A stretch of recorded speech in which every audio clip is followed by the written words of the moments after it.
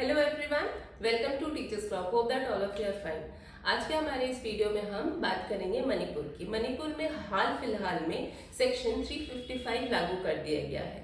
अब इस सेक्शन के तहत सेंट्रल गवर्नमेंट डायरेक्टली स्टेट के इंटरनल और एक्सटर्नल अफेयर्स में इंटरवीन कर पाएगी या फिर हस्तक्षेप कर पाएगी। लेकिन ऐसा हुआ क्यों? ये इमरजेंसी सिचुएशन क्यों? आखिर मणिपुर के लोग के दिलों में थ्रेट, डर और दहशत का माहौल क्यों है, ये समझने के लिए हमें जीरो लेवल से मणिपुर और नॉर्थ ईस्टर्न जो स्टेट्स हैं उनकी कॉम्पोजिशन और पॉपुलेशन कॉम्पोजिशन को समझना पड़ेगा। नॉर्थ ईस्टर्न जो स्टेट्स हैं वो मेनली बहुत ही डिफरेंट एथनिक ग्रुप के स्टेट्स हैं, जहाँ के लोगों का कल्चर ट्रेडिशन बाकी भारत के राज्य से काफी ज्यादा अलग है। तो ऐसा ही एक हमारा स्टेट है मणिपुर, जहाँ पे ट्राइबल ग्रुप्स पॉपुलेशन जो वहाँ की है, जिस स्टेट की, वो ट्राइबल ग्रुप्स डोमिनेट करती है। और इन्हीं ट्राइबल ग्रुप्स में से तीन मेन डोमिनेंट ट्राइबल ग्रुप्स हैं, मेती, कुकी और नागा। अगर इनकी परसेंटेज की बात करें टोटल पॉपुलेशन में, तो मेती जो ट्राइबल ग्रुप है उनकी 41% पॉपुलेशन है, और कुकी की बात करें तो 25% कुकी ट्राइबल ग्रुप की पॉपुलेशन है, और नागा की बात करें तो 15% उनकी प्रतिशत है पूरे पॉपुलेशन कॉम्पोजिशन में उस स्टेट की। अब और बाकी का जो प्रतिशत बचता है वो बाकी के ट्राइबल ग्रुप में डिस्ट्रीब्यूटेड है। अब यहाँ पे मैती ग्रुप के जो ट्राइबल ग्रुप के जो लोग हैं वो मेनली हिंदुइज्म फॉलो करते हैं, जहाँ बाकी कुकी और नागा जो हैं वो क्रिश्चियनिटी फॉलो करते हैं। अब मैती ओरिजिनल इनहेबिटेंट्स हैं, या फिर ऐसा कह लें कि वहाँ के नेटिव लोग हैं मणिपुर के। प्रॉब्लम तब शुरू होती है, प्रॉब्लम की जड़ है हिंदूज और क्रिश्चियंस के बीच के चल रहे कॉन्फ्लिक्ट्स, जो सोसाइटल कॉन्फ्लिक्ट्स हैं। अब ये इतने हद तक बढ़ गए हैं कि उन्हें कंट्रोल करना काफी ज्यादा मुश्किल हो गया था स्टेट गवर्नमेंट के लिए। बात ऐसी है कि Kuki tribal group ST status enjoy करती है, जिसकी वजह से प्रेफरेंस मिलता है उन्हें जॉब्स में और जॉब प्लेटफॉर्म पे और स्टडी प्लेटफॉर्म पे भी। इसी वजह से मेती ट्राइबल ग्रुप भी इसी अधिकार को पाने के लिए पिछले 10 साल से एसटी स्टेटस के लिए कोर्ट में लगातार पिटीशन और उसका फॉलो अप कर रहे थे, जिसके 10 साल के लगातार कोशिश के बाद फाइनली वहां के हाई कोर्ट ने ये डिक्लेयर किया कि अब मैती ट्राइबल ग्रुप भी एसटी स्टेटस एंजॉय करेंगे। इसी बात से ऑफेंड होकर कुकी ट्राइबल ग्रुप के लोगों ने वायलेंस, या फिर ऐसा कह लें हथियार हाथ में ले लिए, और मैती लोगों के उनके घरों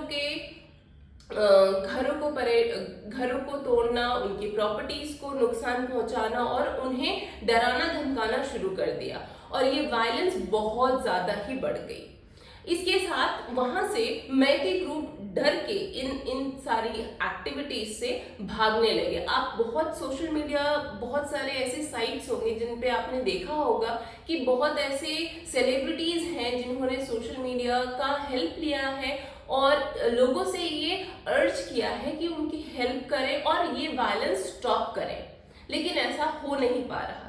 इसके साथ ये तो एक पहलू रहा। दूसरा पहलू ये भी हो सकता है कि मणिपुर अपनी इंटरनेशनल बाउंड्रीज बांग्लादेश और म्यांमार के साथ शेयर करती है, जिसकी वजह से कंटिन्यूअसली इलीगल इमिग्रेंट्स होते रहते हैं, यानी लोग बिना किसी लीगल प्रूफ के, बिना प्रॉपर डॉक्यूमेंट के वहां से आप म्यांमार कह लीजिए या फिर बांग्लादेश कह लीजिए, ट्रैवल करते हैं और आके रहते हैं, डिस्टर्ब करते हैं मणिपुर के पॉपुलेशन कॉम्पोजिशन को, उसकी इकोनॉमी को, उसकी सोसाइटी को, so on and so fourth. जिसकी वजह से ये जो कॉन्फ्लिक्ट है, सोसाइटल कॉन्फ्लिक्ट, अब एक सिविल वॉर जैसी सिचुएशन ला सकता है, जो कि श्रीलंका ऑलरेडी फेस कर चुका है।